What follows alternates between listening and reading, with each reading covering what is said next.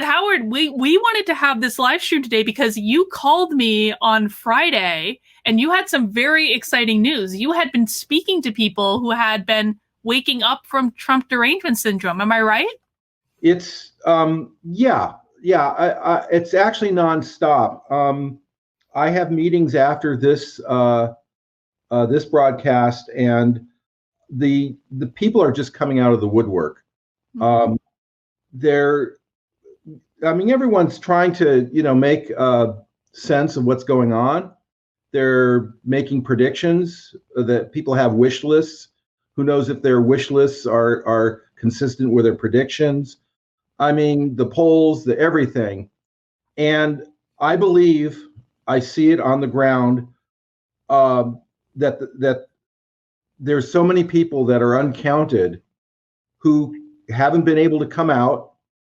They're in the unwoke closet, and they have serious challenges with whether it's family or business, and they're great people. I want to by the way, I'm sure there's not great people, because there's not great people in every group, but the dismissal of these people in our culture, because there's been a hijacking that's been going on for years and years and years, and most people don't want to push back hard. They're busy.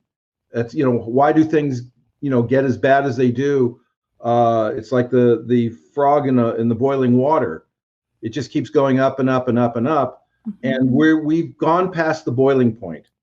Yeah. And so the people can't take it anymore. I am talking a lot with people about resolving their own issues. Am I right? Am I racist? Because I read, this book that told me I'm racist, or I know that I'm not racist, but how do I deal with the people that I have to deal with and not have that be an issue when it really isn't an issue? Right. So right. Yes, everyone's coming out of the woodwork. I think it's good. And hopefully, I do feel a big responsibility, because it's an opportunity. Your show, your broadcast is an opportunity. And, none of us are perfect, but we want to welcome and invite people to reclaim their voice in a free society. Mm-hmm. And we're losing the voices in a free society, and we're losing the free society.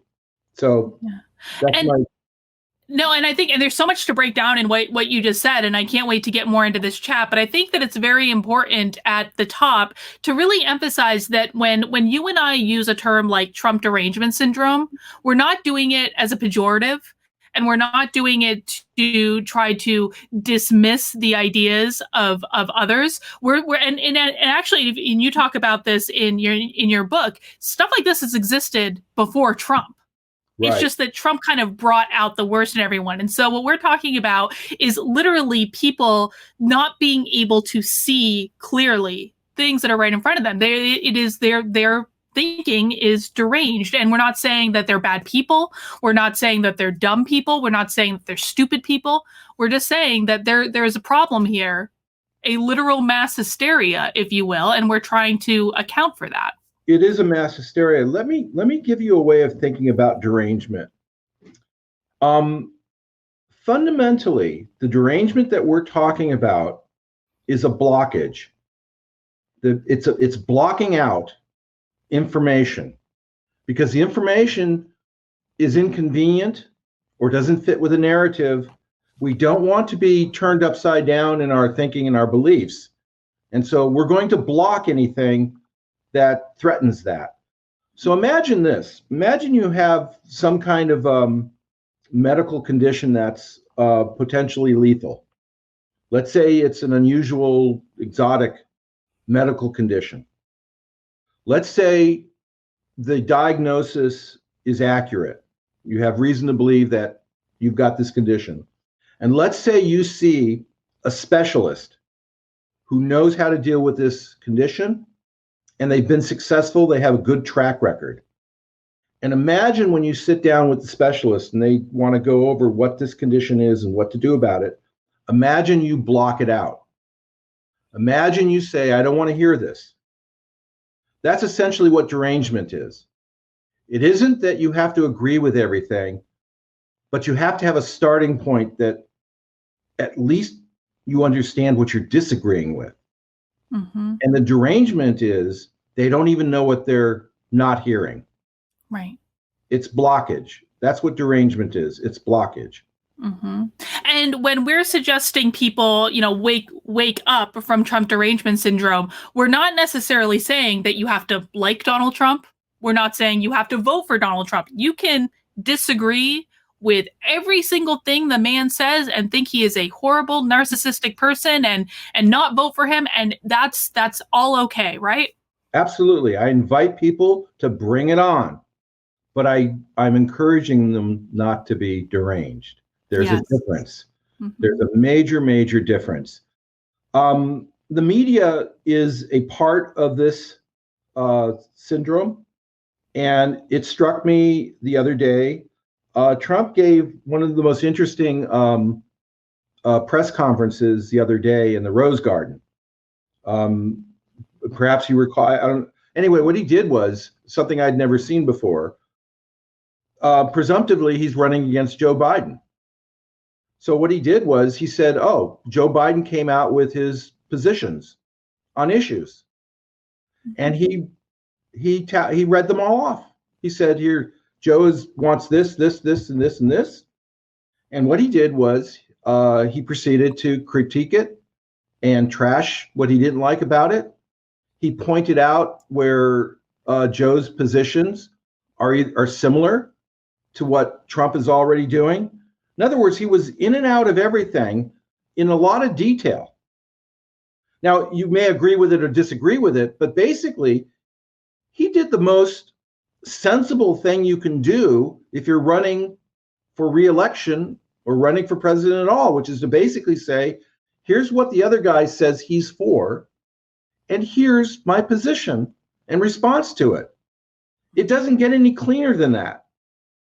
And then he allowed for questions. And of course, the questions that he usually gets at these conferences are basically, so do you deny that you beat up your wife? Right.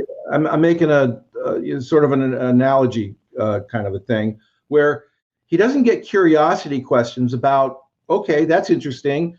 You have a difference of opinion about this and that. Can you explain more? A genuinely curious, wanting to know what in better detail where he stands. Instead, it's questions to don't you regret making that terrible mistake that you did the other day or something like that. It's not there to be curious. It's there to take him down. So he did the questions, and then I saw Jim Acosta and Anderson Cooper discussing it, and it was remarkable. Of course, they trashed it. They said they'd never seen anything like this, which, by the way, they were right, but they meant it in a really negative way. They said, as if the Rose Garden was a sacred place that you don't discuss politics. I don't know what you discuss in the Rose Garden. It seems like anything that's relevant. And by the way, if you do discuss things in the Rose Garden that is unappreciated, the public can decide for itself. So anyway, they trashed it. They said this was despicable. This was horrible. They said all the usual things you would expect. And they said how terrible he was and how crazy he was and all of that. And what struck me about that was, of course, they were tone deaf. They didn't understand what they were looking at. And they proceeded to describe it to prove they didn't understand what they were talking about. They made a big deal about how horrible he is. And how horrible Trump isn't the point. Right. It's never been the point. They could show, but look, he said this. Look, he did that. The public will make a decision about that. What they missed was the story, which is that basically, whether you like him or whether you dislike him, there's going to be a vote, and we'll find out in the ultimate poll. And they just blew past it. So this is what I'm reinforcing what you just said. Is we invite people to think whatever they're going to think about Trump. You want to know who invites that? Trump does. Trump says, here's what I am. Here's what I do. You guys get to decide. I think I said this before, but if you think about politics, you could talk to your base and get your base, worked up and to support you. But it's like preaching to the choir. You've got your base. Trump's got his base. But imagine that you actually want to talk to people who wouldn't have considered voting for you. And what did Trump say in the 2016 election? He said, "What do you have to lose?" It was a real simple comment to people that he presumed wouldn't otherwise vote for him. He said to them, you guys have been fighting these issues for a long time. You've been in cities that have been run by political machines or whatever for years and years and years. You're still in the situation that you're in with whatever the problems are. Why don't you look at what I have to say or what I can offer? What do you have to lose? And, go ahead. No, well, I just want, and if you're not deranged, you would see what I just said. If you weren't blocking it, you could still disagree and say, I don't think he's got the right ideas, but you'd have to respect the forthrightness with which he says, here's what you get with me.